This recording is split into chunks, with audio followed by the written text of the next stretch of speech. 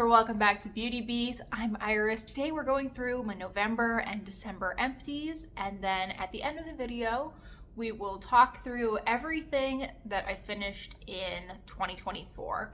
I don't have all of the products to show you for that end piece. I just can't keep all of my trash. It really messes with my head when I do that. But I do have a table and we can go through the numbers of what I finished. But let's start with my kind of sad little empties bin, considering that it's been it has been over 2 months since I filmed an empties. I'm not sure why there's so little. I feel like October's was not a particularly large empties either, and there tends to be a little bit of a natural cycle to that. So let's get into things. I have 3 sets of nail wraps.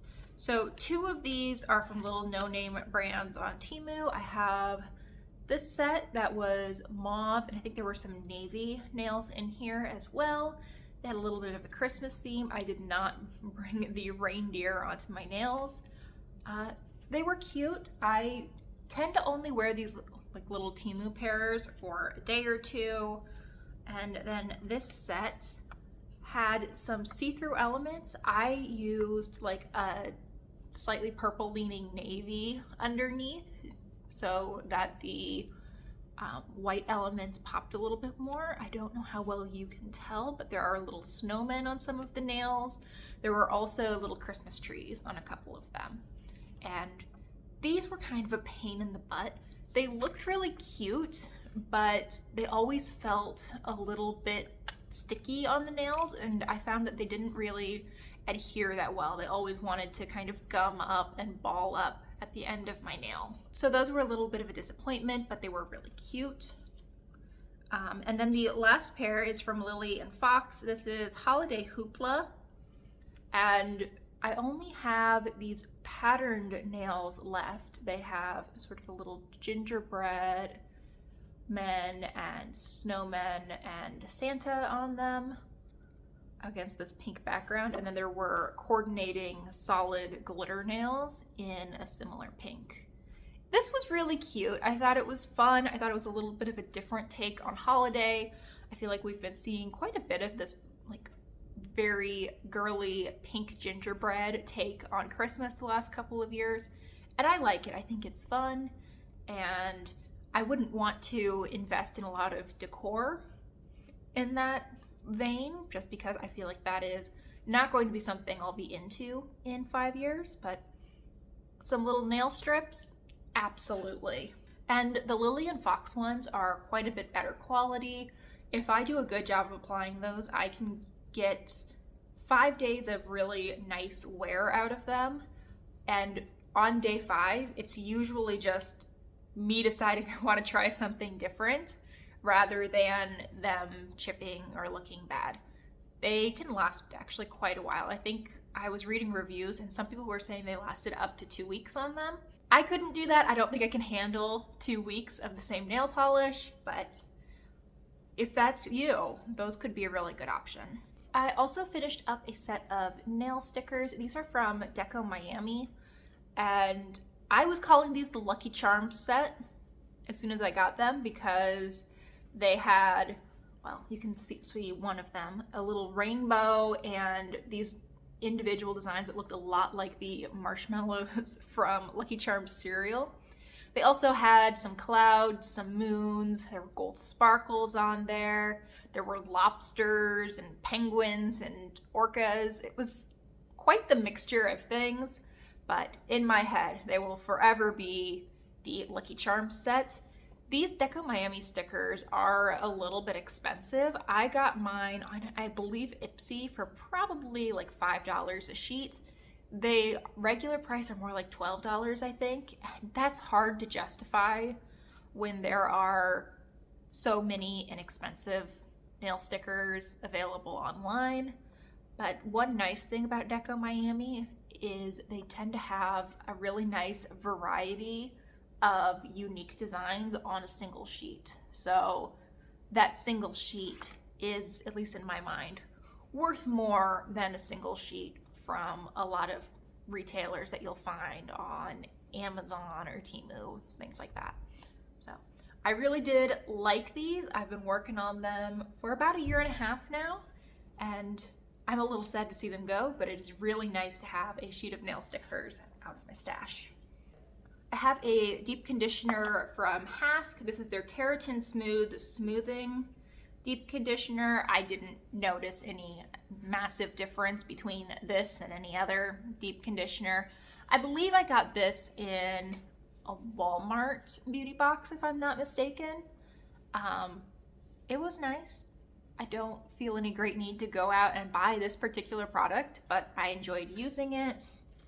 I also finished up a Clairol Nice and Easy Revitashine Intense Treatment. So this is the conditioner that comes in the Clairol hair dye. I haven't dyed my hair in several months at this point. I think I dyed it back in September to touch it up, and I don't know if I'm going to again. I'm probably not going to use the Clairol again because I think it damaged my hair quite a bit. Not the first time around, because I originally colored my hair back in June, but when I recolored it back in September, I noticed quite a bit of breakage. Anyway, I used this. They don't sell the hair mask individually or the conditioner individually, so I'm not going to purchase the dye again. I'm certainly not going to purchase the dye just to get a thing in the hair mask, even though this is pretty nice. Then I finished a product that's been hanging around in my stash forever. So this is from Briogeo. It is their Superfoods Avocado and Kiwi Mega Moisture Hair Mask. I have a tub of this. This is the full size. I bought this from Ulta. I believe I even paid full price for this. I did use some points, but I paid full price for this. I really liked it when I used it in a sample. I think I had maybe a 1 or 2 ounce sample. Thought it did great things for my hair, and it smells really nice while it does it. And I'm a lot more likely to use a product like this if it's a nice experience. It's sometimes hard to motivate myself to slather something on my hair and extend my shower like 10 minutes to reap the benefits. But if it smells nice, if it's a nice experience, I'm a lot more likely to do it. And I think this has done me a lot of good. I don't know that it is any better than the Saints and Sinners hair mask that I've used in the past. I really did like that product. I think maybe a little bit more. That was a little bit richer on the hair, but I feel like maybe it weighed my hair down a little bit. This one's a little bit lighter and it doesn't give me quite as much moisture, but it also doesn't weigh my hair down at all. I would definitely consider purchasing another one of these. I really did enjoy it. It lasted me a really long time. I've lived in this house for like a year and a half now almost, and I had this open and had been using it when I moved in. So lasts a long time. It's nice. I have another mini of this that I found at TJ Maxx, and I would certainly go look at TJ Maxx for another mini or several more minis before I bought another $40 hair mask. But I did really, really like this, and I think it will be back in my life at some point. I finished a little leave-in. This is a detangler from Silky, and it was fine. It was a really lightweight detangler. I didn't notice that it like gunked up my hair if I got it too close to the roots. Easy to use. I went through this really quickly, which is pretty rare for me because I have like 7 hairs on my head. I have relatively, on the shorter side of hair, and it's thin and it's fine. It's just a problem child. So I don't tend to go through leave-in products very quickly at all, but this took a little bit more than some other products, and it's just a small sample. This was a 1 fluid ounce size. Usually I go more for leave-in conditioner than detangler, which I think tends to be a little bit thicker, but I think detangler might be the way for me to go going forwards. Yeah, I liked this. I have the Not Your Mother's like knockoff version of the It's a 10 right now. But if I saw this again at TJ Maxx, not because I think this is only worth TJ Maxx prices, just I tend to see Silky at TJ Maxx a lot and not really anywhere else I shop, I would consider purchasing it. I liked this. And I think I have just one more hair product. This is from Authentic Beauty Concept, and it's their Replenish Cleanser for damaged hair. I would say that I do have damaged hair, and this was pretty gentle. It did an okay job of getting my hair clean. My one gripe with this product is that I really don't like having a twist cap on a shampoo, especially. On a conditioner, I can deal with it because I'm not going to double condition my hair, but I do sometimes rinse and repeat with shampoo, and it's annoying to either have to leave it open, thereby allowing water to potentially get in at the top, or mess with the twist on top twice. But I will say for them, if you are going to have a squeezy bottle like this type of plastic is the best because it actually has a little bit of like a rubbery give to it, and you can actually get all the product out. I appreciated that. I got this on Ipsy. They tend to have this for really inexpensive. I think like $5 or $6, and I think that's totally worth it. I wouldn't go out of my way to place an order on Ipsy just for this product, but if I was already buying something, I would absolutely see if they had this in stock and add it to my cart. It's a nice shampoo. Let's see, I have one piece of face care. This is from Mixsoon. It's their Centella Cleansing Foam. I got this from Mixsoon and Yes Style free for review purposes, and I actually ended up really liking it. This is a pretty gentle cleanser. It is more of a like really lightweight lotiony cleanser. I can see how this would be really good if you had sensitive skin because it does feel very gentle on the skin. Sometimes I like something that is a little bit more, I don't want to go as far as stripping, but something that makes you feel really, really clean at the end. And this was walking a really nice balance for me where I did still feel very clean. It wasn't like some of those more lotiony cleansers where you can almost feel like a film left behind. But it was still pretty gentle. Even if I were sunburnt or something, I wouldn't feel too worried about using this. Not that I think I ever used this when I was sunburnt, but I feel like it would be just fine for that. This is nice. I don't know that I would repurchase, but I enjoyed using it. So let's switch gears. I have one body wash. This is Candy Apple Cauldron from Bath & Body Works. The fragrance notes on this are green apple, simmering sugar, and crystallized bergamot. And it definitely is like a caramel apple scent. I think this smells really nice when I'm not in the shower. And actually when I'm using it, it smells really nice. But I've noticed that the scent that this leaves behind in my bathroom is just a little bit off-putting. Like the first couple times I smelled it like well after a shower, like probably I'd been out of the shower for about an hour and went back in to like fix my hair or something.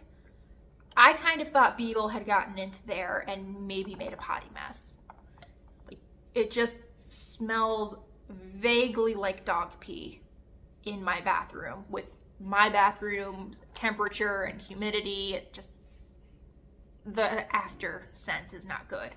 I would purchase this in a lotion. I would consider that. I would purchase this in a candle. I think that would be lovely. But for the shower, this scent just doesn't quite work for me.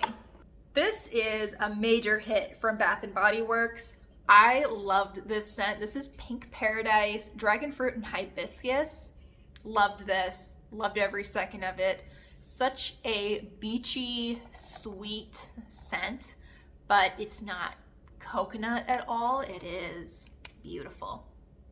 This smells a lot like the Sol de Janeiro Beija Flor, which I loved. I got that in the lotion as a sample ages ago, and I haven't stopped thinking about it since. This is beautiful. I'm actually using this in the shower right now and absolutely loving it in that form as well. Apparently one of their new mists is supposed to be a lot like this, and it came in a perfume spray as well. So I might have to stop in to Bath & Body Works after my no-buy is over and see what I think of that. Because if it's anything like this mist, I will be absolutely in love. I finished a little sample of Commodity Milk Plus Scent Space Bold. So Commodity puts out their perfumes in I think 3 different levels of scent, and this is like the bold version. And I appreciate that as I got this in a Allure Beauty box and it was just a mini, that it did come in the bold version. I think the light version I would have gone through way too quickly, and getting the bold, I maybe couldn't spray as much on as I sometimes do with some other products, but I got quite a bit of use out of this little mini. This is a little bit more of a gender neutral scent than I generally go for. I tend to like things that are quite sweet and girly, but this is really nice. I think that if you like that type of scent, if you like something that's, I don't know, sort of a, I'll put the fragrance notes up. I want to say musky vanilla, but I feel like my nose isn't as good with some of these more gender neutral or masculine scents. If you like that, I think you'll like this. It's a good version of that from someone who really isn't a fan. So wouldn't purchase, but it was nice to try something from Commodity. That was a brand that I'd seen around for several years, but had never used anything from. And then the last fragrance that I have is Bath & Body Works Into the Night. And I liked this. This was like a vanilla coffee. More coffee than vanilla, I think. And I felt like it was a little bit more of a nighttime scent. At least year-round, it would be more of a nighttime scent. I wore this during the day occasionally, but during the winter, which I feel like the line where something is too much for daytime is a little bit different in the winter than it is in the summer. People talked about this being a lot like Black Opium, and it's been a while since I used Black Opium, but I would tend to agree. It at least gives a very similar vibe. I've heard that there's a new scent that is very similar to this, that is also intended to be duping YSL Black Opium, but does so even more precisely. So I'll be interested to sniff that one as well. I really like Black Opium. It's a scent that I've toyed around with the idea of purchasing for a few years now. It's just kind of a big purchase. And if the Bath & Body Works one, not even if it's super similar, but if it just gives me what I want, if it scratches the same itch that the YSL Black Opium would, I would be very happy to pay Bath & Body Works prices. And now we've been talking about a product that isn't in the Empties video for a few minutes now. Hopefully I managed to cut most of that out. I have 2 little makeup empties. The first is the Tarte Tartelette Tubing Mascara, and I thought this was nice. This was my first experience with a tubing mascara, and I thought it did a nice job. I've noticed that a lot of tubing mascaras seem to not have beeswax in the formula, which is really common to have either beeswax or synthetic beeswax in mascaras. It is the single product that I've found the hardest to purchase since I found out that I was allergic and was having actually really bad skin reactions to beeswax and synthetic beeswax. But this was the first tubing mascara I'd ever tried. I think it looked really nice. It did bulk up my lashes. It made them look nice and long. I did find that if I had my hands up around my face a lot or laid down for a couple of minutes, that I did get a lot of, not even really transfer, but like dry little crusty bits of mascara that would be down here. Flaking. Flaking is the word that I'm looking for. But, I mean, I don't usually have my hands up around my eyes too much, and I thought this was quite nice. I got at least 2 months of use out of this, which I think is amazing. I have an e.l.f. mascara that I think looks pretty similar in images, at least. It looks like it has a very similar applicator style, and I'm hoping that one works out really well for me because this one's a little expensive. I don't really want to spend about $20 every 3 months to replace my mascara. And then last, we have this Trestique, what are these called? The Prime and Color Lip Glaze. This one's in English Rose. So it comes with a lip color on one side, and this is a very pretty rosy pink red shade. I know, I just described what rose is as a color. And then on the other side, you have a primer. I really never used these. I just kind of forgot that it existed, and I didn't feel like I really needed it underneath this product. This is not, you know, a super drying product or anything. It glides on the lips really nicely. It's a pretty shade. I just felt really put together when I wore this. I thought it looked absolutely lovely against my complexion. I've used up a few of these Trestique Prime and Color lip glazes. You would think I would know the name by now, considering that I've used up, I think, 4 of these, probably 2 minis and 2 full sizes. I like them. They're really nice. I don't actually know where I would buy these if I wanted to get additional ones. All of the ones that I had, I purchased through Empties.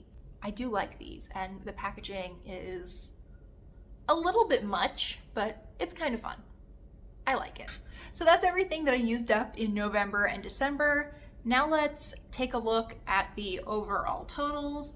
Got my computer here. I used up 7 sunscreens this year, which I think is great. I think in the past it's probably been more like 2. Now, I don't have some giant backlog of sunscreen that I'm trying to get through. That's not the goal here.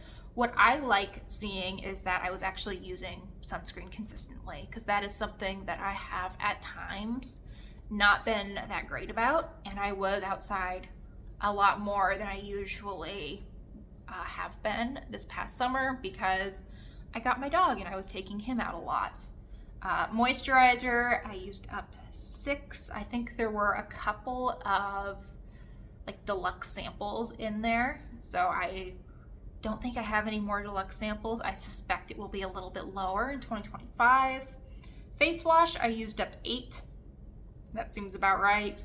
Acne treatments, 2. I think both of those were probably sets of blemish patches, but I don't know.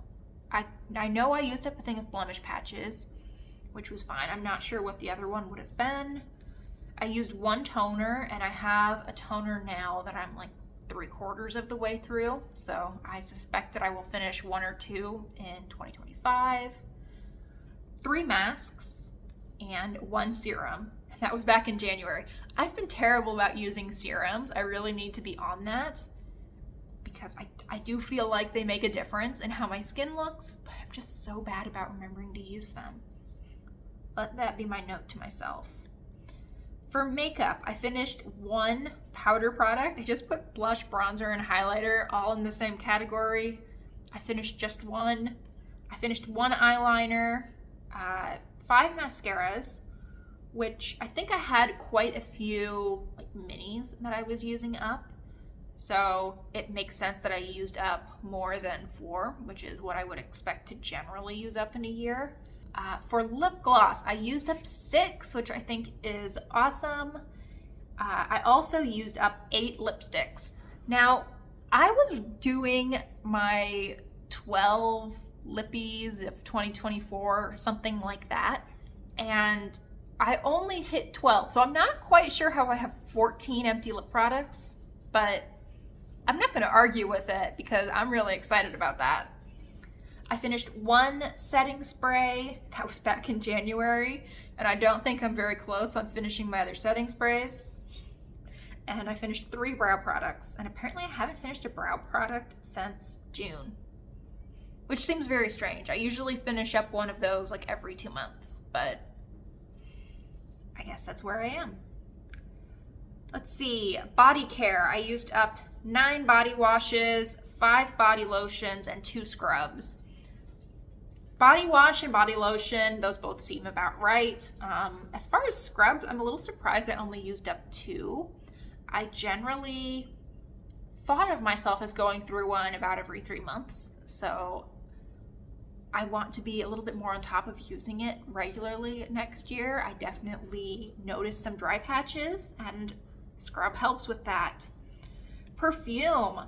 I was amazed by how much perfume I used up this year. I used up 13 travel sizes. So I didn't use up any full-size perfumes, and I didn't count like the little sample bottles you get from Sephora that have like 3 uses in them. These were all purse sprays. They were like the same size as the Bath & Body Works one I showed you, or the commodity one. I think the commodity one was actually a little bit smaller, but I counted it towards this number. I think 13 is great.